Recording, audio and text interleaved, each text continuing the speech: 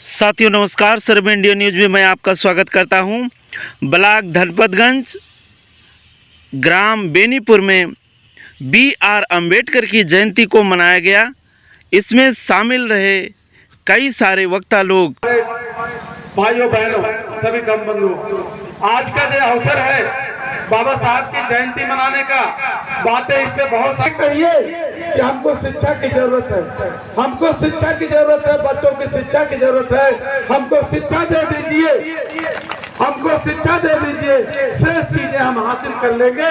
और हम भी चाहते हैं कि जो भी इस तरह के लोग हैं, जो भी इस तरह के दानदाता हैं, उनसे निवेदन करिए कि गांव में निःशुल्क पाठशालाएं चलवाने का प्रबंध करिए।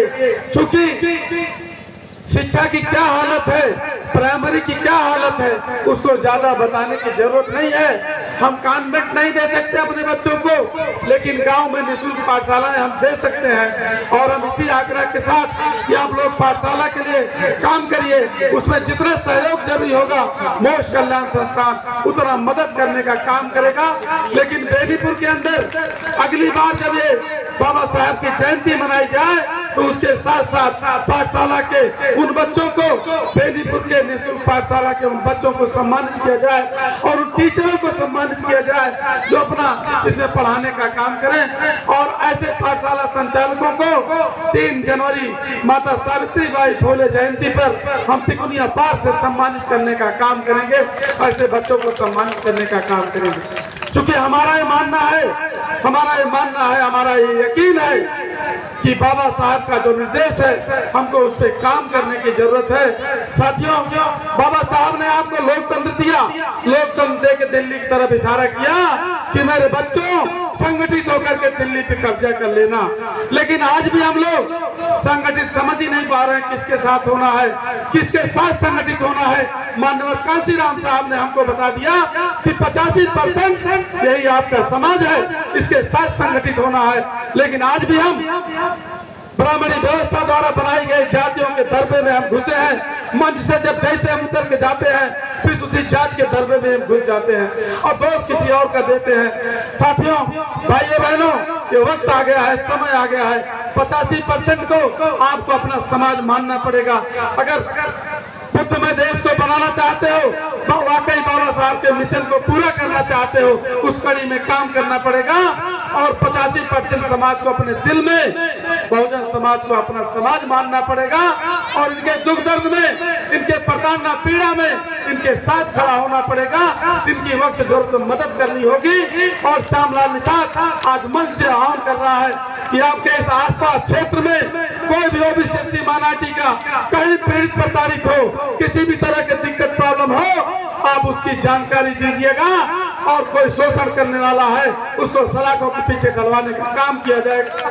अगर वो सीधे नहीं, अगर प्रशासन हमारी बात को नहीं सुनेगा, अगर प्रशासन न्याय के लिए हमारे साथ नहीं खड़ा होगा, तो प्रशासन के खिलाफ बाबा साहब के दिए गए संविधान के अनुच्छेद 19 के अधिकारों का प्रयोग करते हुए उस प्रशासनिक व्यवस्था के खिलाफ, भेदभाव करने वाले प्रशासनिक व्यवस्था के खिलाफ भी हम लोग प्रदर्शन करने का काम करेंगे।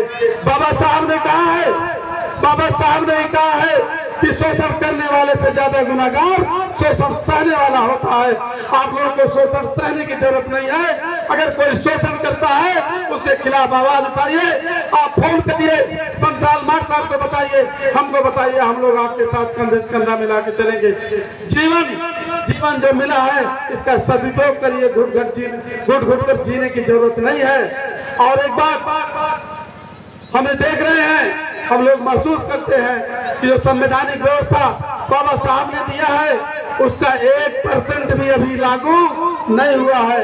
जो मूल अधिकार बाबा साहब ने दिया है, जो निदेशक तत्व राज्यों के ऊपर जिम्मेदारी निर्देश दिया बाबा साहब ने, अब संविधान के अनुच्छेद भाग 3 और भाग 4 में उसका 1% भी अभी लागू नहीं है। हमको संविधान लागू कराने के लिए काम करने की जरूरत है। संविधान लागू तब तक नहीं हो पाएगा जब तक समाज में वर्ण व्यवस्था कायम रहेगी, जब तक समाज में धार्मिक आधार पर, वर्ण व्यवस्था के आधार पर ऊंच नीच की व्यवस्था कायम रहेगी, तब तक समाज में, तब तक देश में समानता नहीं आ सकती।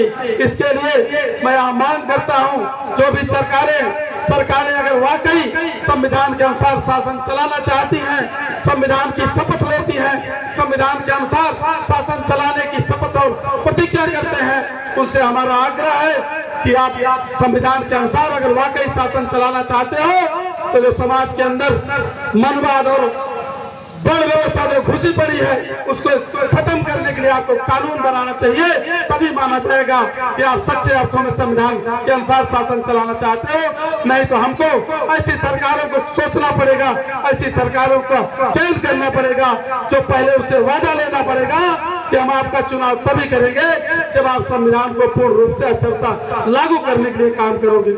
इन्हीं शब्दों के साथ अपनी वाणी समाप्त करते हैं। जय भीम।